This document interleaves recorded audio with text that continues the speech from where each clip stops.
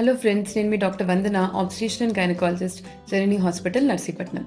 ఇవాళ మనం ప్రెగ్నెన్సీలో ఎంత బరువు పెరగాలి అన్న దాని గురించి తెలుసుకుందాం. సో నార్మల్ వెయిట్ ఉన్న పేషెంట్స్ అంటే బిఎంఐ 18 నుంచి 25 మధ్యలో ఉన్నవాళ్ళు రఫ్గా అరౌండ్ 11 to 16 కేజెస్ వెయిట్ అన్నది పెరగచ్చు. అండర్ వెయిట్ ఉన్నవాళ్ళు అంటే 18.5 కంటే తక్కువ బిఎంఐ ఉన్నవాళ్ళు అరౌండ్ 12 to 18 కేజెస్ బరువు అన్నది పెరగాలి. ఓవర్ వెయిట్ ఉన్నవాళ్ళు అంటే బిఎంఐ 25 నుంచి 30 మధ్యలో ఉంటే మనం వెయిట్ గెయిన్ అన్నది అరౌండ్ 7 నుంచి 11 కేజెస్ మధ్యలో వరకు రెస్ట్రిక్ట్ చేసుకోవాలి.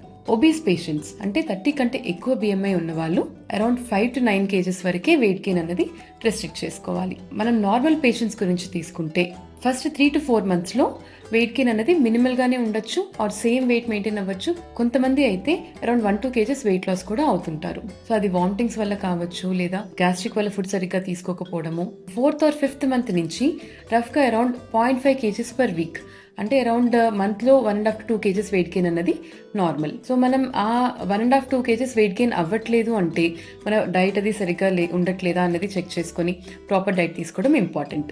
ఎక్కువ వెయిట్ గెయిన్ అవుతున్నాం, 2 కేజెస్ కంటే వెయిట్ గెయిన్ అవుతున్నాము పర్ మంత్ అంటే మనకి బీపీ ఏమైనా పెరుగుతుందా, వాటర్ రిటెన్షన్ ఏమైనా ఉంటుందా బాడీలో, లేదా ప్రెగ్నెన్సీ రిలేటెడ్ షుగర్ అంటే జెస్టేషన్ డయాబెటీస్ మెలిటస్ ఏమైనా ఉంటుందా, ఆర్ ప్రాపర్ ఎక్సర్సైజ్ అనేది మనం చేయట్లేదా అన్నది చూసుకొని అకార్డింగ్లీ మనం వెయిట్ అన్నది మెయింటైన్ చేసుకోవాలి.